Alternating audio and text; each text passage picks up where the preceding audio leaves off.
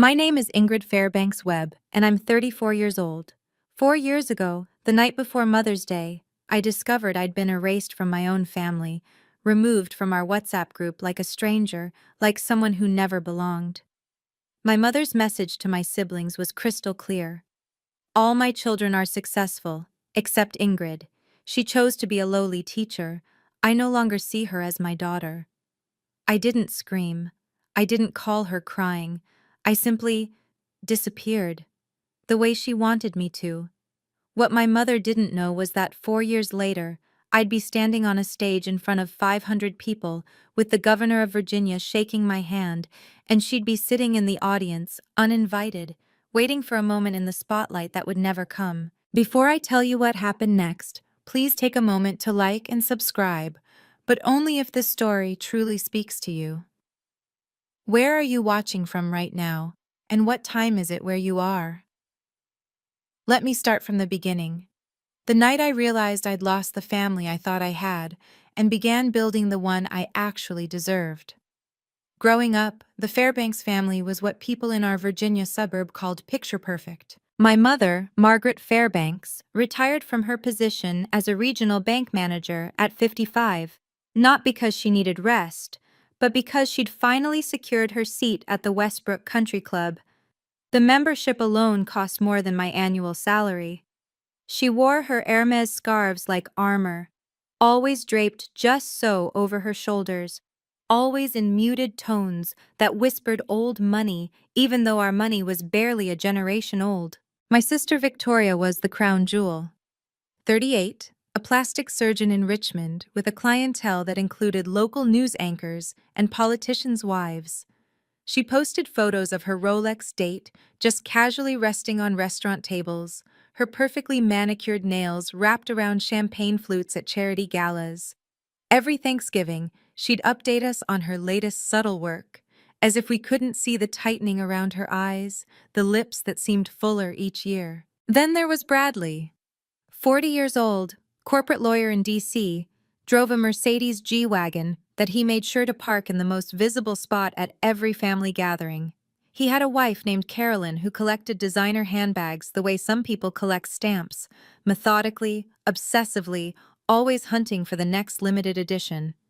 And then there was me, Ingrid, the youngest, the one who didn't quite fit the family portfolio. I was a fourth-grade teacher at Maple Creek Elementary, a small school tucked into the rolling farmland about 90 miles from my mother's pristine colonial revival. My Honda Civic was 12 years old.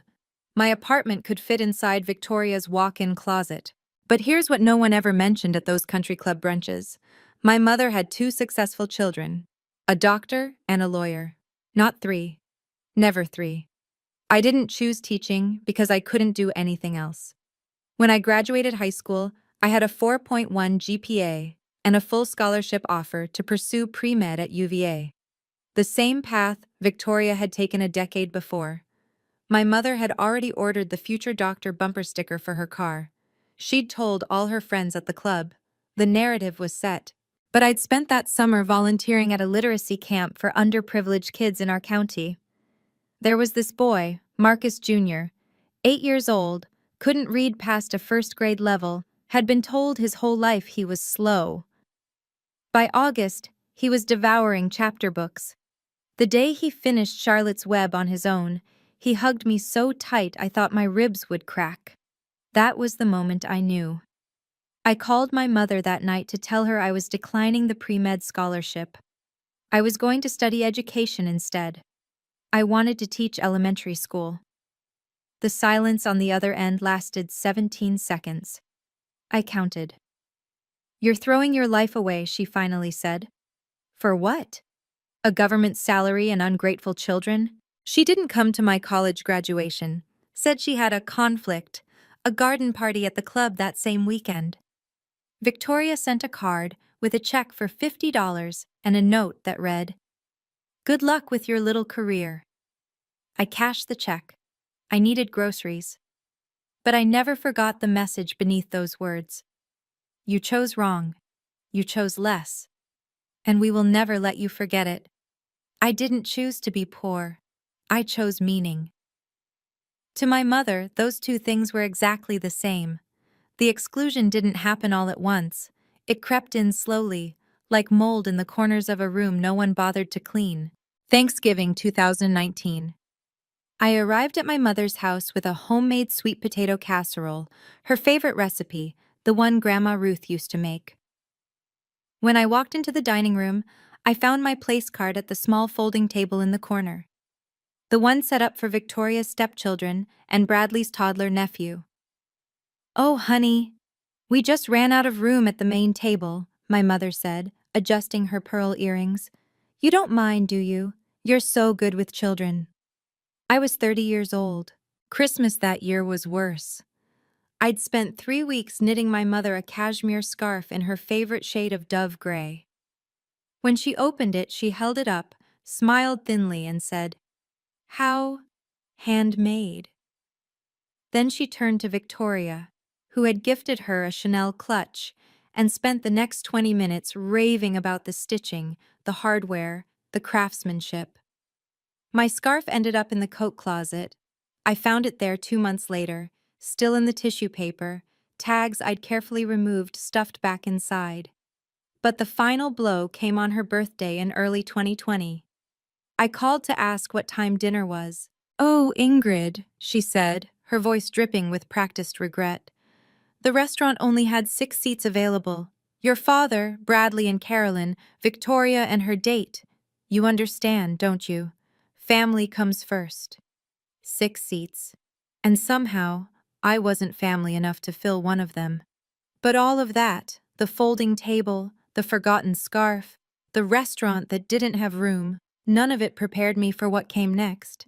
The only person in my family who still treated me like I existed was my cousin Rachel. She was 24 then, my Aunt Patricia's daughter, 8 years younger than me, fresh out of college and working her first marketing job in Charlottesville. We'd been close since she was a kid. I used to babysit her on weekends, take her to the library, help her with homework when her own parents were too busy fighting. Rachel was the kind of person who noticed when you were hurting, even when you tried to hide it. The night before Mother's Day 2020, my phone rang at 11:47 p.m. Rachel's name lit up the screen. When I answered, her voice was shaking. "Ingrid, I need to tell you something. I didn't know if I should, but you deserve to know." My stomach dropped. "What happened?" "Check your WhatsApp, the family group." I opened the app, scrolled to Fairbanks family dinner, the group my mother had created 3 years ago to coordinate holidays. I wasn't in it anymore. "Rachel, I know. They removed you. Your mom asked Victoria to do it last week, but she only got around to it tonight." Rachel's voice cracked. "Ingrid, I'm so sorry. I screenshot everything. I'm sending it to you now." My phone buzzed. One image, then another. I stared at the screen, at my mother's words frozen in digital ink, and something inside me went very, very quiet. "Why are you telling me this?" I whispered. "Because you're my family," Rachel said. "Even if they've decided you're not theirs." I saved those screenshots in a folder I titled Proof. I didn't know then that I'd need them. I just knew I couldn't let those words disappear. I read that screenshot 47 times that night, not because I didn't understand the words. I understood them perfectly. I read them over and over because some part of me kept searching for a loophole, a phrase that might mean something different, a context that could soften the blow. There wasn't one. The message was from my mother, posted in the family group at 8:32 p.m. Reminder, Mother's Day dinner at the Jeffersons 7 p.m. sharp. All my children will be there. All my successful children. Ingrid chose to be a lowly teacher. I no longer see her as my daughter. Please don't mention her name tomorrow. Below it, Victoria had replied with a heart emoji. Just a heart. No protest, no hesitation. Bradley's response. "Understood, Mom." 2 words. That's all I was worth to my brother. 2 words and total compliance. I sat on the edge of my bed in my tiny studio apartment, phone clutched in my hands, and I didn't cry. I wanted to. God, I wanted to fall apart, to scream into a pillow, to call my mother and demand an explanation. But what would that change? She'd made her decision. She'd announced it to the family like a press release. Ingrid is no longer one of us. And everyone had agreed. I stayed awake until 2 a.m., staring at those messages, reading the timestamps, noticing that not a single person, not my father, not my aunt, not anyone, had pushed back. Rachel was the only one who'd thought to warn me. By sunrise, I'd made a decision of my own. If my mother wanted me gone, I would be gone, completely, on my own terms, but I would not forget. And I would not delete those screenshots. Some receipts you keep forever. Mother's Day morning, I woke up to silence. No calls, no texts, no awkward, "We miss you, wish you could make it," from Victoria. Nothing. For the first time in 30 years, I didn't send my mother flowers. I didn't call to wish her a happy day. I didn't drive 90 miles to sit at a corner table while she pretended I didn't exist. I made myself coffee. I graded papers. I went for a walk along the creek behind my apartment complex and watched the water catch the morning light, and I thought about my options. I could call her, confront her, demand to know why she'd said those things, why she'd cut me out, why being a teacher made me unworthy of her love. I could screenshot her message and post it online. Let the world see what kind of mother raises a doctor, a lawyer, and a daughter she throws away. I could show up at the Jefferson uninvited, make a scene, force them to acknowledge my existence. But what would any of that accomplish? My mother had made her choice.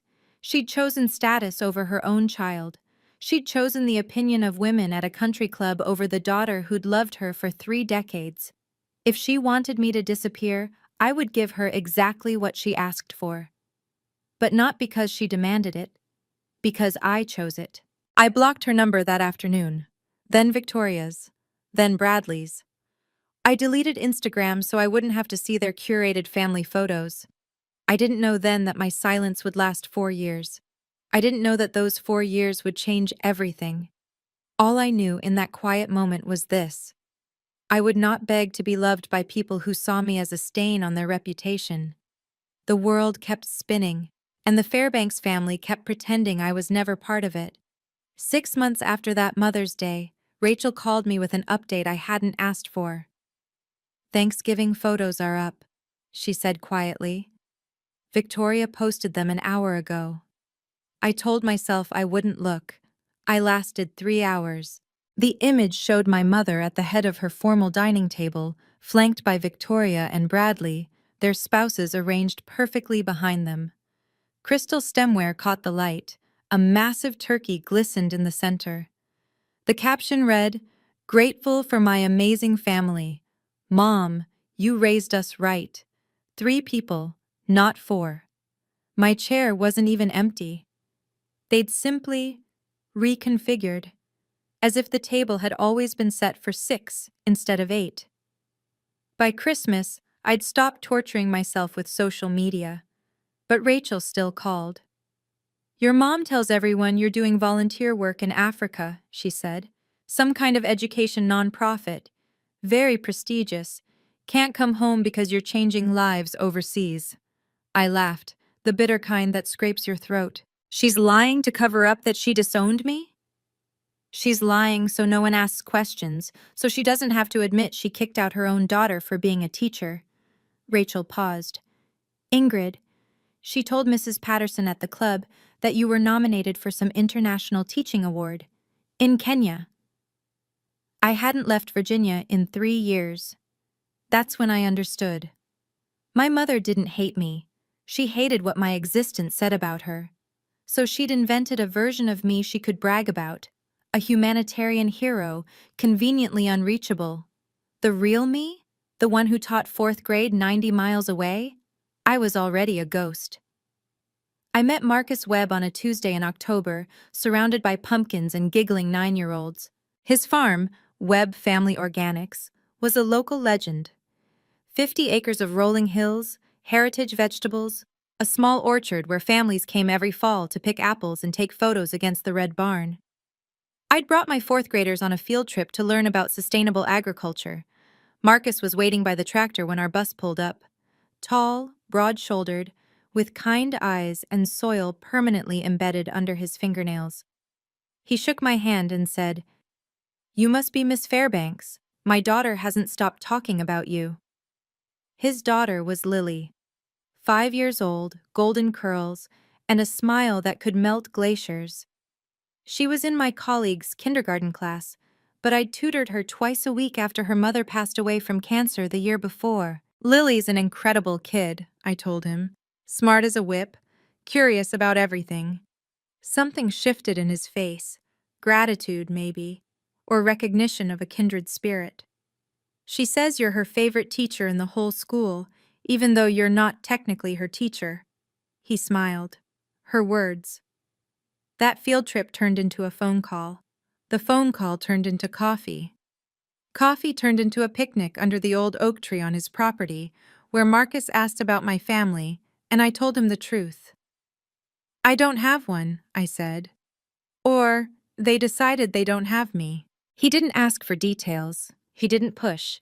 He just handed me a slice of apple pie his late wife's mother had taught him to make and said, "Family isn't always blood, Ingrid. Sometimes it's the people who show up when everyone else leaves." That was the moment I started believing him. 2 years passed, like pages turning in a book I was finally writing for myself. In 2022, Marcus and I got married. Not at a country club, not with 300 guests and a 12-tier cake. We exchanged vows under the oak tree, where we'd had our first real conversation, with Lily as our flower girl and a handful of friends who'd become family. I officially adopted Lily that same year. The day the paperwork came through, she handed me a crayon drawing of 3 stick figures holding hands under a yellow sun. On the bottom, in wobbly kindergarten letters, she'd written, "My mom, my dad, me." I keep that drawing in my desk at work. Some days, when the world feels heavy, I pull it out just to remember what matters. I finished my master's degree in educational leadership through night classes and summer sessions, typing papers at 11 p.m. after Lily was asleep, studying during my lunch breaks, determined to prove that ambition didn't require abandoning the students I loved. When a position opened up for assistant principal at Maple Creek Elementary, I applied. The interview panel consisted of 3 school board members, including Marcus, who recused himself from voting. I got the job anyway. Through all of it, I stayed invisible. No social media, no press releases, no proud announcements to the family that had erased me.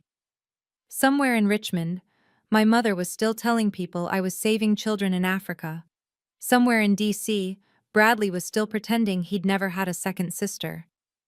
Somewhere online, Victoria was posting photos of family dinners at tables that would never have a place for me. They had no idea who I'd become. And I wasn't ready to tell them. Not yet. The phone call came on a Thursday afternoon in March 2024. "Mrs. Fairbanks Webb?" The voice was formal, precise. "This is Diana Chen. Apologies, Diana Morrison. From the Virginia Department of Education. The board has reviewed your application, and I'm pleased to inform you that you've been selected as the new superintendent of schools for Clark County."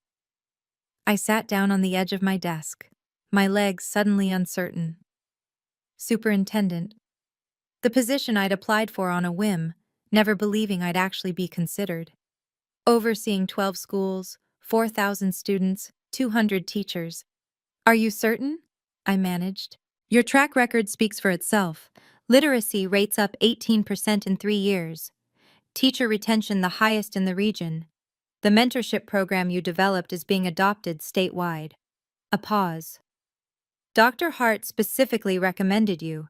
She said you were the best educator she'd ever worked with." Eleanor Hart, my mentor from my first year teaching, now the state education commissioner. I hadn't spoken to her in months. The announcement hit the local papers 2 weeks later. "Local teacher rises to superintendent," a small headline in the Shenandoah Valley Voice, complete with my photo from the school district website. I didn't think anyone in my family would see it. I was wrong. Rachel called that evening, breathless. Ingrid, your sister just posted that article in the family group chat with the caption, "Isn't this our Ingrid?" My stomach tightened. What did my mother say? Nothing. She hasn't replied. But, Rachel hesitated. I was at Aunt Patricia's when it happened. Your mom called Victoria immediately. I could hear her through the phone, Ingrid. She was furious. Furious that I got the job? Furious that she didn't know. Furious that she's been telling everyone you're in Africa and now there's proof you've been here the whole time. The email arrived 3 days later. The subject line read, "From your mother." I almost deleted it unread. Almost. My dearest Ingrid, it began. I saw the wonderful news about your promotion. I always knew you had it in you. We should meet for lunch soon. I'd love to hear about everything you've accomplished. Mother's Day is coming up. It would mean so much to have the whole family together again. No apology. No acknowledgement of the 4 years of silence. No mention of the WhatsApp message that had shattered me. Just an invitation. As if nothing had happened. As if I'd simply been away on a long trip and was now welcome to return. I didn't respond.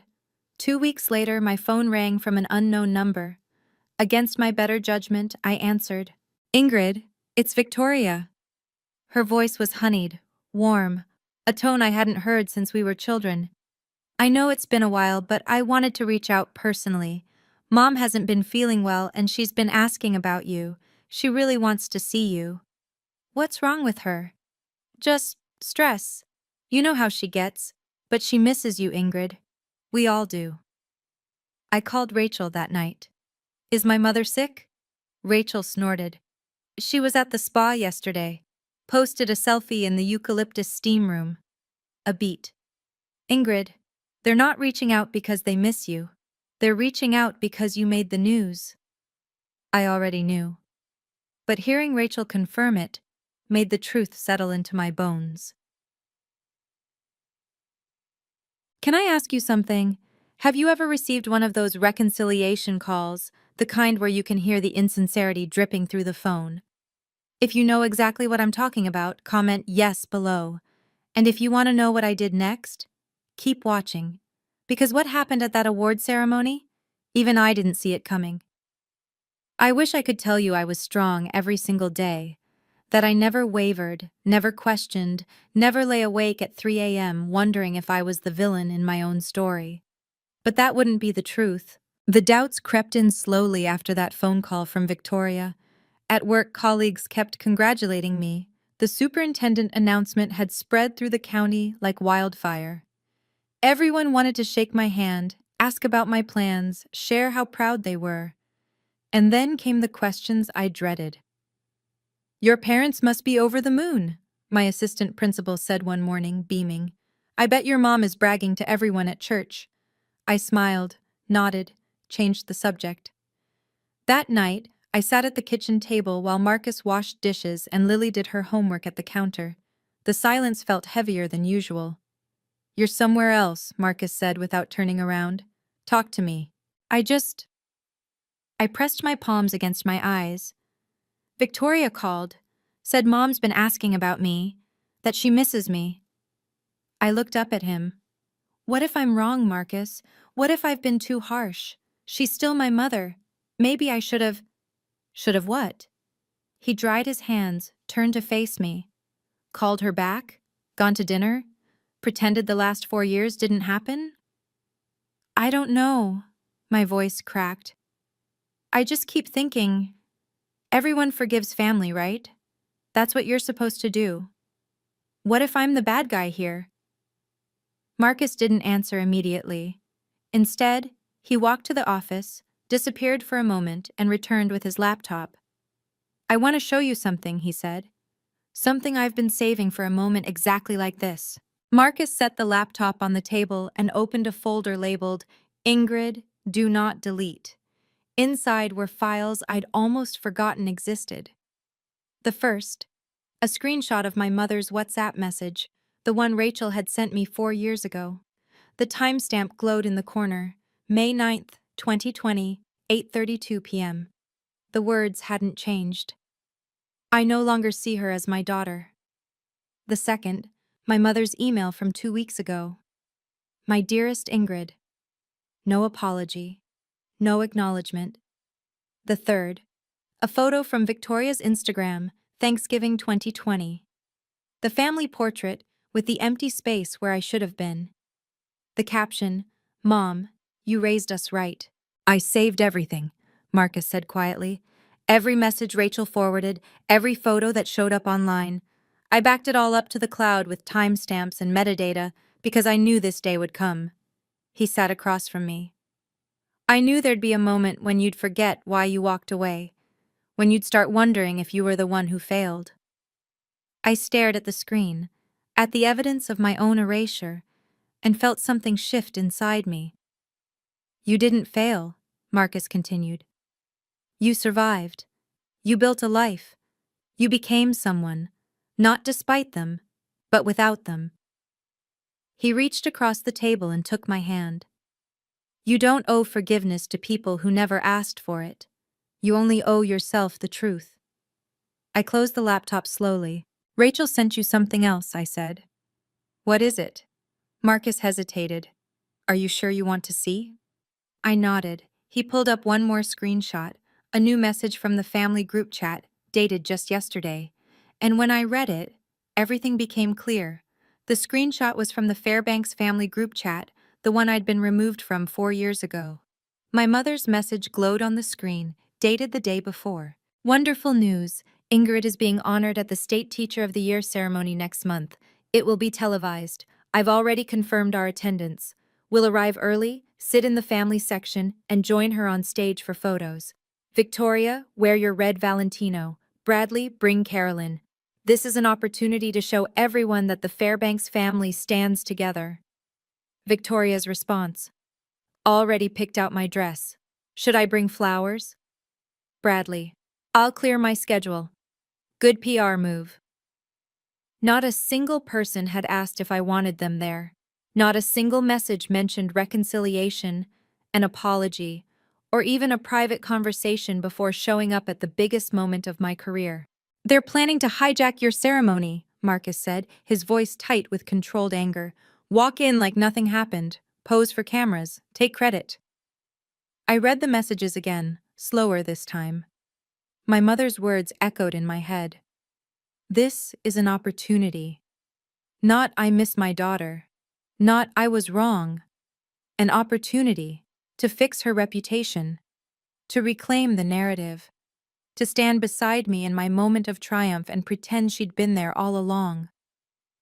"They don't want me back," I said, the realization settling cold and final in my chest. "They want the version of me they can show off." Marcus nodded. "So what are you going to do?" I looked at the screenshot one last time, at my mother's careful orchestration, my siblings' eager compliance, the complete absence of anything resembling remorse. "I'm going to let them come," I said quietly, "and then I'm going to tell the truth." We gathered around the kitchen table that night, Marcus, Rachel on video call, and me, like generals planning a campaign. "You could uninvite them," Rachel suggested. "Call security, have them removed if they try to enter." "Then I'm the villain," I said. "The ungrateful daughter who barred her own mother from her award ceremony. That's the story they'll tell everyone." "So what's the alternative?" Marcus asked. "Let them waltz in and pretend they've been supporting you this whole time?" I'd been thinking about this for hours, running scenarios, weighing options. "No," I said finally. "I let them come. I don't cause a scene beforehand. I don't warn them or confront them." I took a breath. "And then, when I give my acceptance speech, in front of 500 educators, television cameras, and the governor of Virginia, I thank my family."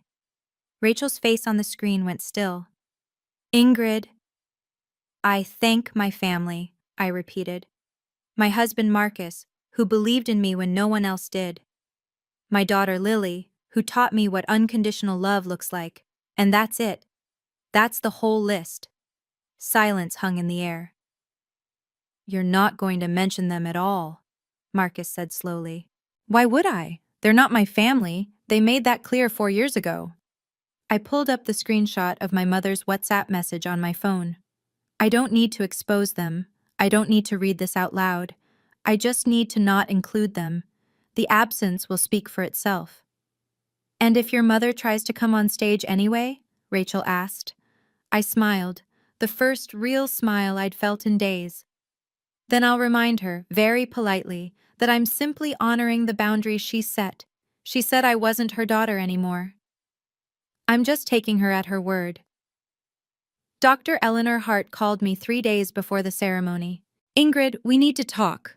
Her voice carried the no-nonsense directness I remembered from my first year teaching, when she'd been the principal who'd taken a chance on a nervous 22-year-old fresh out of college. Something's come up. I braced myself. What happened? Someone contacted the ceremony coordinator last week, a woman named Margaret Fairbanks. Said she was your mother. Eleanor paused. She requested to speak during the family remarks portion of the program, wanted to say a few words about raising you. My grip tightened on the phone. She did what? The coordinator passed the request to me since I'm giving the introduction speech. I turned it down. Another pause, heavier this time. Ingrid, I don't know the full story of your family situation. You've never told me, and I've never asked, but I know you. I've watched you work for 15 years, and I know that if you wanted your mother involved, you would have mentioned her yourself. I exhaled slowly. Thank you, Eleanor. I'm introducing you on that stage, she continued. And I'm going to talk about your achievements, your dedication, your 15 years of changing children's lives. Not your family name, not who raised you, just what you've built with your own hands. She softened. You earned this, Ingrid. Nobody gets to rewrite that story but you. When I hung up, Marcus was watching me from the doorway. Your mother tried to get on stage?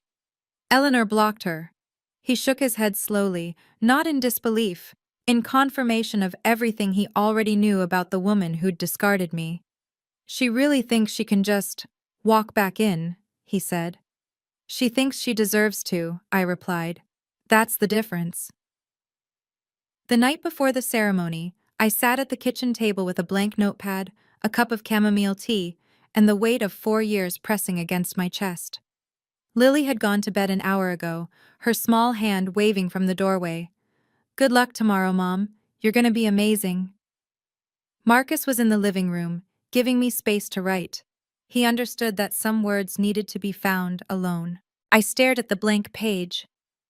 I would like to thank... My pen hovered. Who did I thank? My colleagues, obviously. Dr. Hart. The board members who'd believed in me. The students who'd made every early morning and late night worth it. And then what? I thought about my mother. About the woman who'd hosted country club luncheons while telling her friends I was saving children in Africa. Who'd erased me from family photos like airbrushing out a blemish. Who was, at this very moment, probably laying out her outfit, practicing her proud mother's smile, rehearsing whatever speech Eleanor had already denied her. I started writing. I want to thank my family. The family I chose, and the family that chose me back.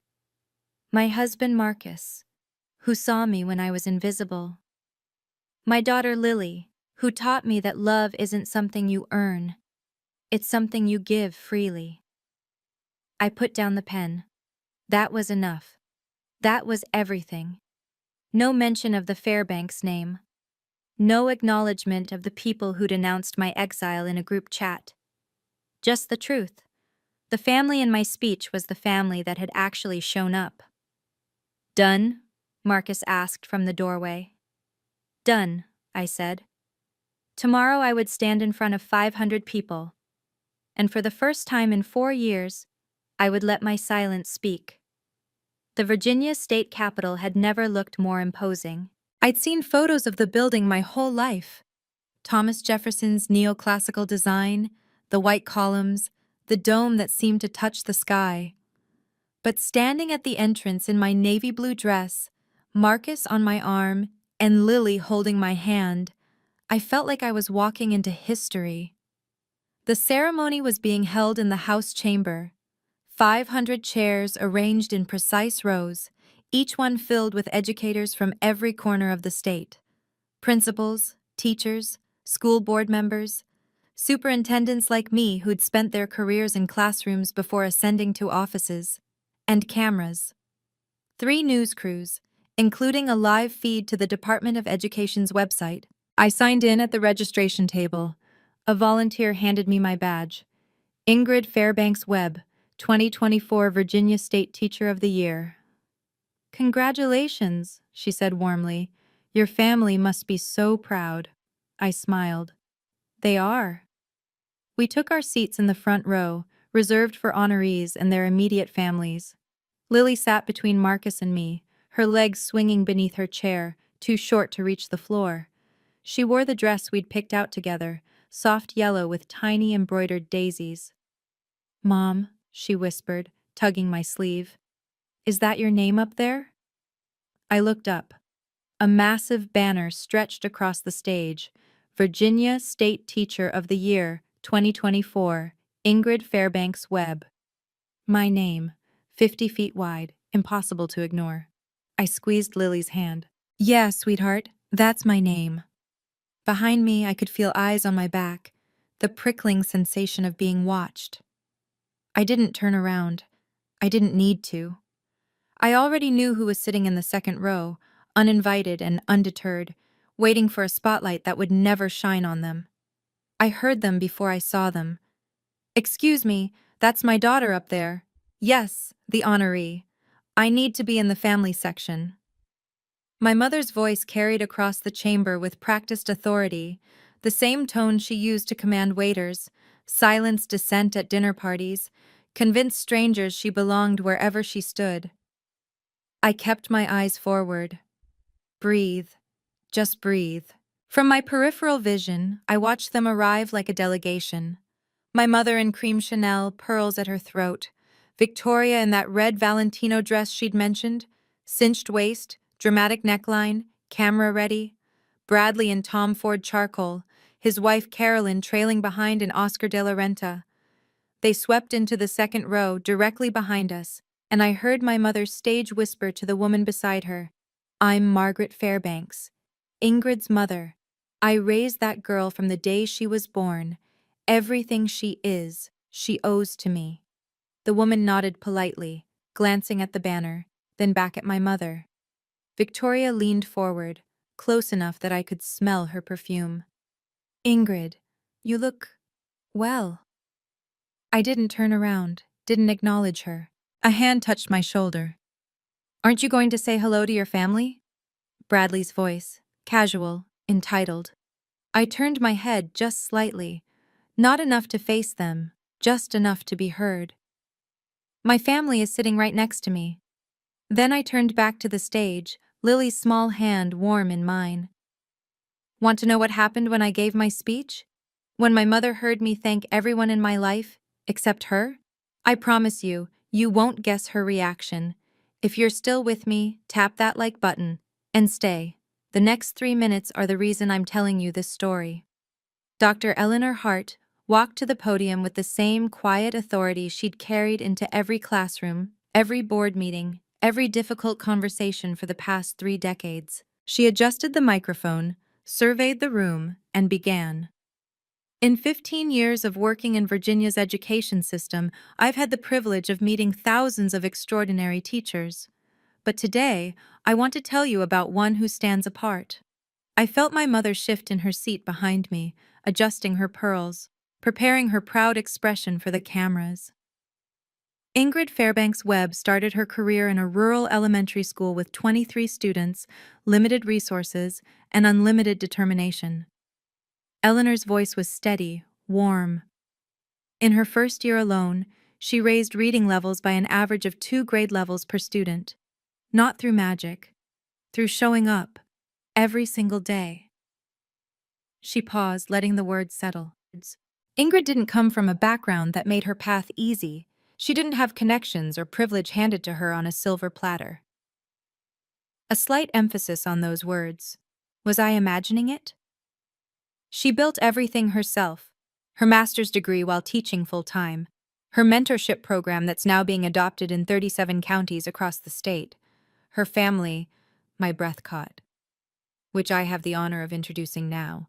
Her husband Marcus, who has served on the Clark County School Board for 6 years, and her daughter Lily, who told me backstage that her mom is the best teacher in the whole wide world. The camera panned to Marcus and Lily, not to my mother, not to Victoria in her red dress, to the family that mattered. Behind me, I heard a sharp intake of breath, the creak of a chair as someone gripped the armrest too tight. Eleanor smiled. Please welcome your 2024 Virginia State Teacher of the Year, Ingrid Fairbanks Webb. I walked to the podium on legs that felt steadier than I expected. 500 faces looked up at me. Cameras recorded every breath. And in the second row, 4 people in designer clothes waited for the acknowledgement they believed they deserved. Thank you, Dr. Hart, I began. And thank you to the Virginia Department of Education, the Governor's Office, and everyone who made today possible. I looked out at the audience, the real audience. Teachers who spent their weekends grading papers, principals who stayed late to counsel struggling students, educators who had chosen this life not for money or status, but because they believed in the power of a child's potential. When I started teaching 15 years ago, I didn't know if I'd last a semester.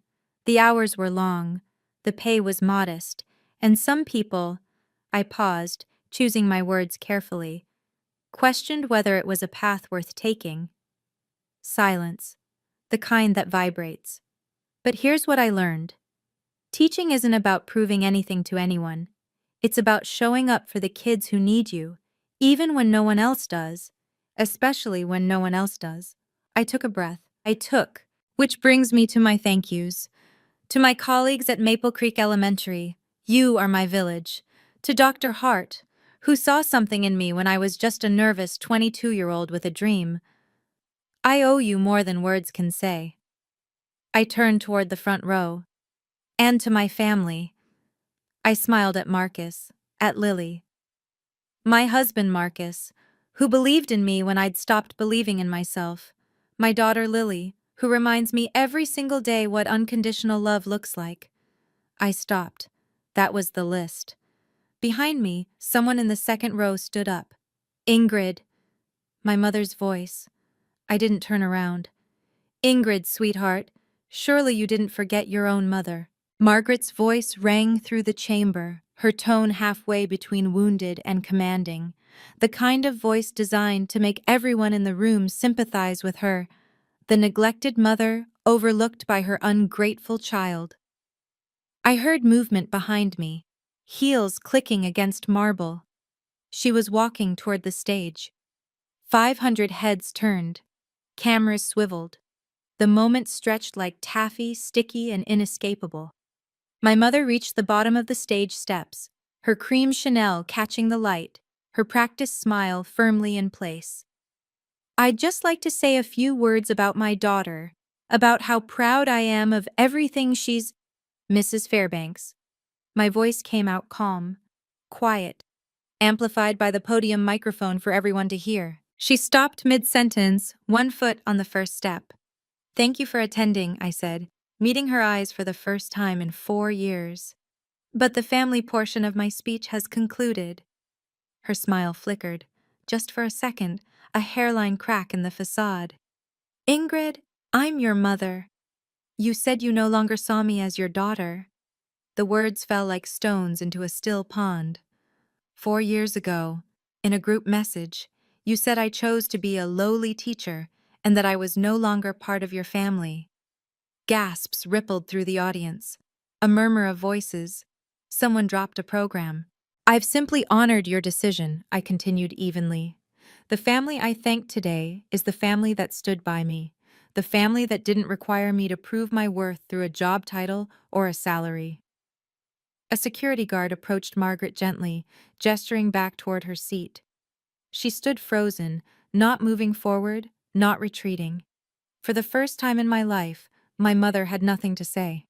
The silence lasted exactly 4 seconds. Then, from somewhere in the middle of the chamber, a woman stood up. Gray-haired, mid-60s, wearing a simple cardigan and glasses that had seen thousands of classrooms. She started clapping, slow, deliberate, Unmistakable. Another person stood. Then 5. Then 20. The applause built like a wave, rolling through the chamber until every single educator in that room was on their feet.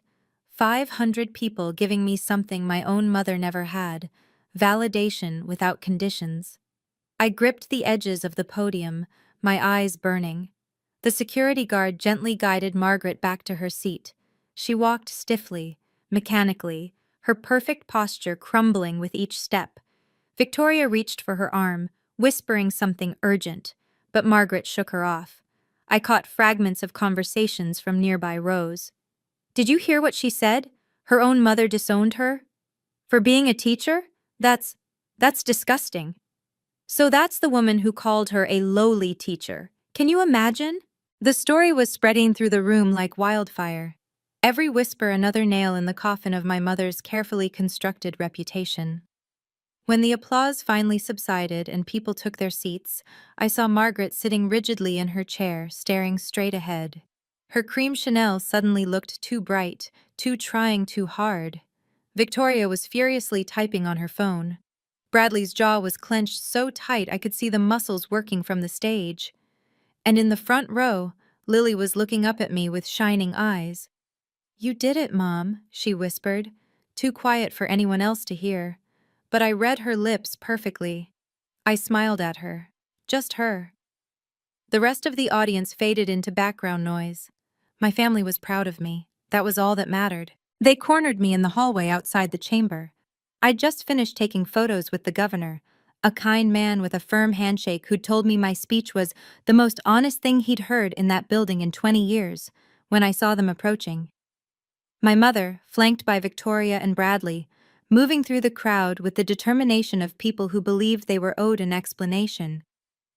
"Ingrid." My mother's voice was low now, stripped of its performance quality. "We need to talk. Privately." I kept my tone pleasant, professional. "If you have something to say, Mrs. Fairbanks, you can say it here." Her eyes flickered to the people around us. Other honorees, their families, a journalist scribbling notes. "You humiliated me, in front of everyone, on television." I stated a fact. I pulled out my phone, unlocked it, and held up the screenshot that had lived in my camera roll for 4 years. "This is the message you sent on May 9th, 2020. I no longer see her as my daughter. Your words, your decision. I simply honored it." My mother's face went pale. I was upset. You know how things get taken out of context. Context? I showed her the timestamp, the sender ID, the heart emoji from Victoria, the understood mom from Bradley. This was a group message telling everyone in our family to pretend I didn't exist. There's no other context. Bradley stepped forward. "Ingrid, let's be reasonable." I was reasonable for 30 years. My voice stayed calm. I was reasonable when you seated me at the children's table. Reasonable when Mom forgot my graduation. Reasonable when you all decided my career made me disposable. I tucked my phone away. "I'm done being reasonable." Victoria's mask cracked first. "This is ridiculous," she hissed, her red Valentino dress suddenly looking garish under the fluorescent hallway lights. "We came here to support you. We rearranged our entire schedules. You came here for a photo op." I kept my voice level. "I read your messages, Victoria. Should I bring flowers? That's not support. That's staging." Her face flushed. Who showed you that?" "It doesn't matter how I know. It matters that you all plan to show up at my ceremony, sit in my family section, and take credit for a success you spent 4 years ignoring." Bradley tried a different approach. His lawyer voice. Calm, reasonable, the tone he used to negotiate settlements. "Ingrid, think about this from a PR perspective. The video's going viral. People are calling Mom what she is. You're making this worse for everyone, for the family name. I haven't had that name in 2 years." I held up my hand, showing the simple gold band Marcus had placed there. "I'm a Webb now.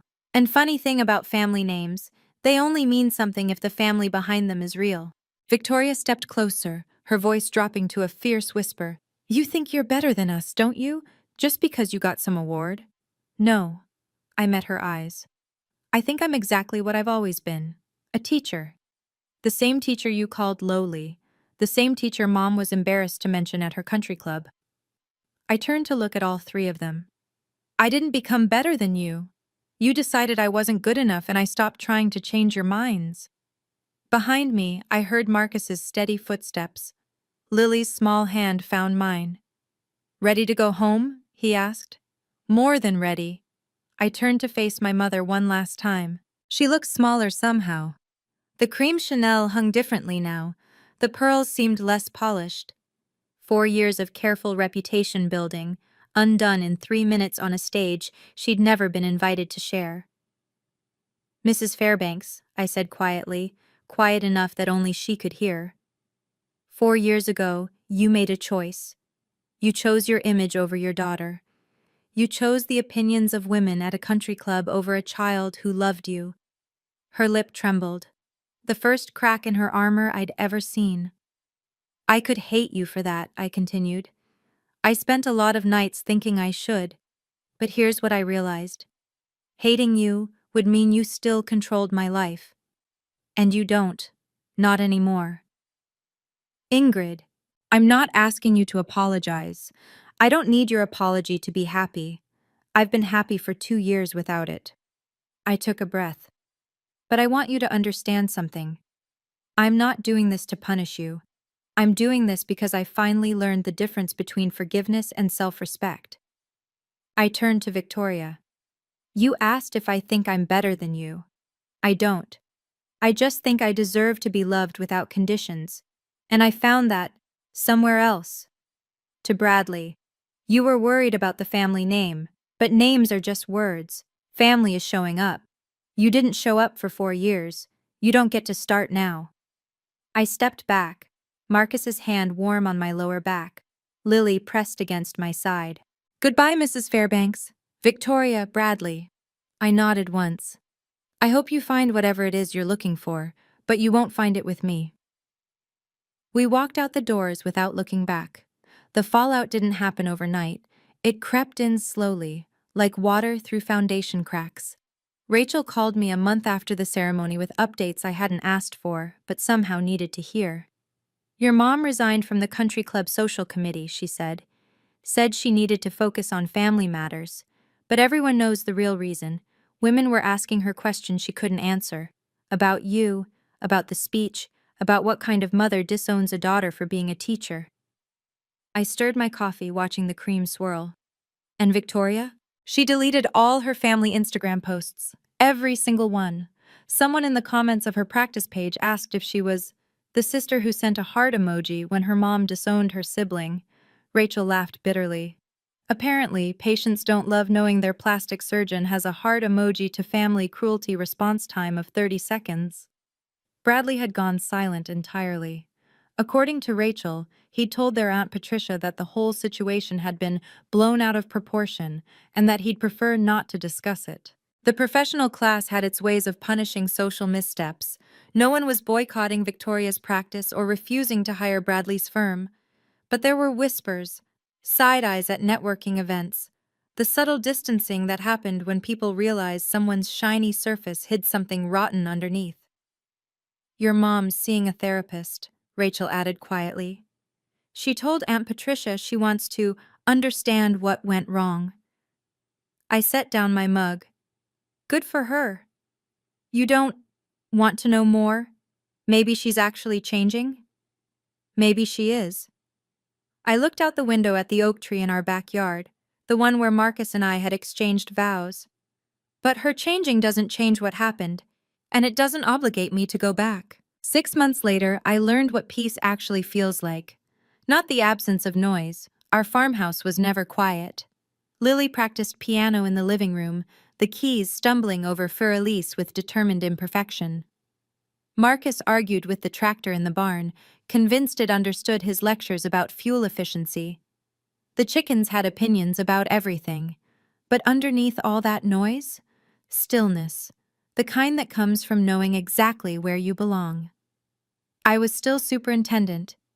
The job was hard: budget meetings, personnel conflicts, the endless paperwork of running 12 schools.